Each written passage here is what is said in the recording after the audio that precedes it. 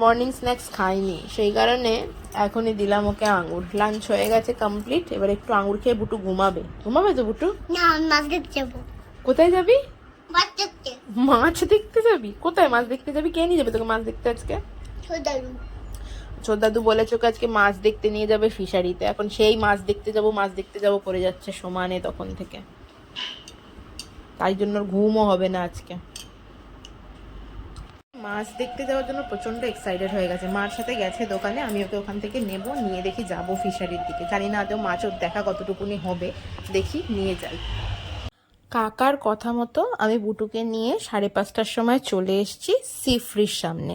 আসলে সিফ্রির full form হচ্ছে central inland fisheries research institution. এটা হচ্ছে একটা ফিশ রিসার্চ ইনস্টিটিউশন যেটা 1947-এ এস্টাবলিশ হয়েছিল।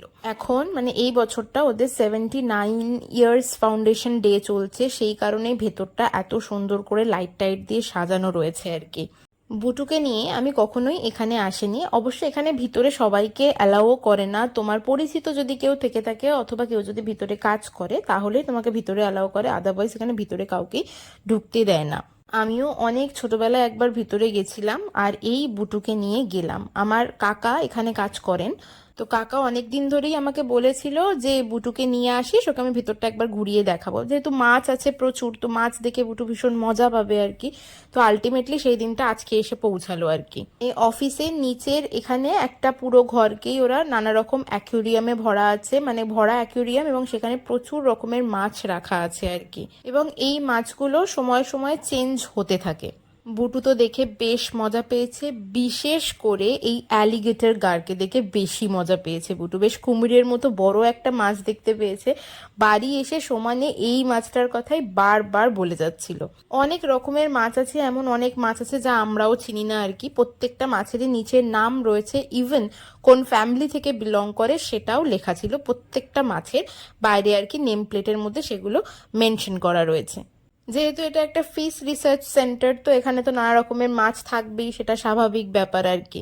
সিফ্রি হচ্ছে গিয়ে ministry of agriculture, government of ইন্ডিয়ার আন্ডারে আসে। মানে এটা অনেক দিন আগে এস্টাবলিশ হয়েছে, অনেক বছর আগে এস্টাবলিশ হয়েছে। আমি ছোটবেলার থেকেই ফিশারির ভেতরে গেছি। ফিশারি মানেই আমাদের কাছে হচ্ছে 15 অগস্ট, মানে স্বাধীনতা দিবস আর প্রজাতন্ত্র দিবসের দিন ফ্ল্যাগ তুলতে যাওয়া। এখানে প্রত্যেক বছরই এই দুটো দিনে ফ্ল্যাগ তোলা হয়, গাছ পোতা হয়। মানে আমিও ছোটবেলার থেকে এটা দেখে আসছি, আর আমার মেয়েও এখন এটার সাথে মানে যুক্ত হয়ে গেছে বলতে পারো। ও বাবার সাথে প্রত্যেক বছরই প্রজাতন্ত্র দিবসের দিন আর স্বাধীনতা দিবসের দিনকে এখানে আসে, ফ্ল্যাগ তোলে। ইভেন এখান থেকে সমস্ত বাচ্চাদেরকে নানা রকম মানে খাবার প্রোভাইড করা হয়, মানে তোমার মিষ্টির প্যাকেট প্রোভাইড করে আর কি।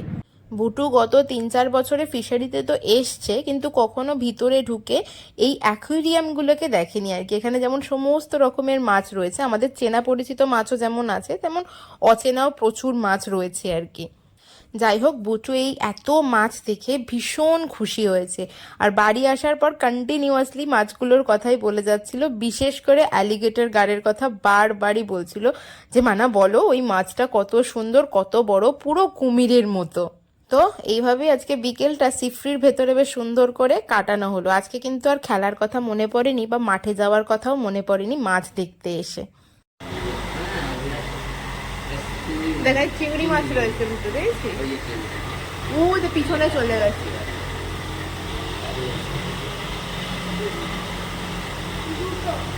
আরো আছে, ওই তো হেঁটে বেড়াচ্ছে, ওই যে হেঁটে হেঁটে নামছে ওইখানে, বুঝেছিস?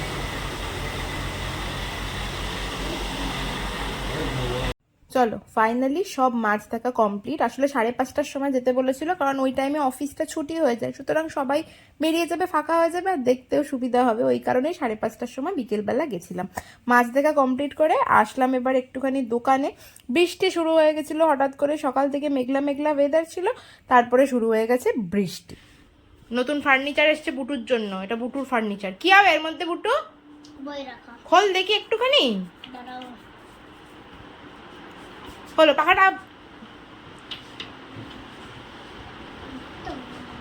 চলো বাড়ি চলে এসেছি। বুটুকে ফিশ রিসার্চ ইনস্টিটিউশন থেকে ঘুরিয়ে নিয়ে ফিশ দেখিয়ে, অনেক রকম ফিশ দেখেছে বুটু আজকে। আর তারপরে বৃষ্টি শুরু হয়ে গেছিলো, দোকানে কিছুক্ষণ বসেছিলাম, একটা ফার্নিচার কেনার ছিল, সেটা কিনে নিয়ে মানে একটা ছোট্ট ওয়ার্ড্রপ কেনার ছিল। ওয়ার্ড্রপটা কেনার কারণ হচ্ছে বুটুর বই টইগুলো রাখবো, বই ব্যাগ ওর স্কুলের সমস্ত জিনিসপত্র রাখার জন্য একটা কিছু জায়গার দরকার ছিল।